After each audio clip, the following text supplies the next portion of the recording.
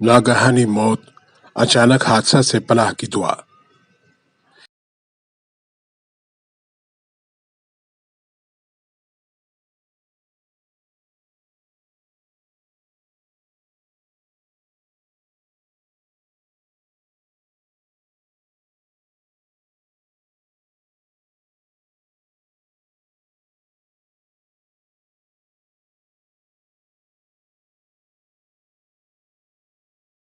یہ بہت خوبصورت اور جامع دعا ہے، اسے ہمیں روز پڑھنا چاہیے۔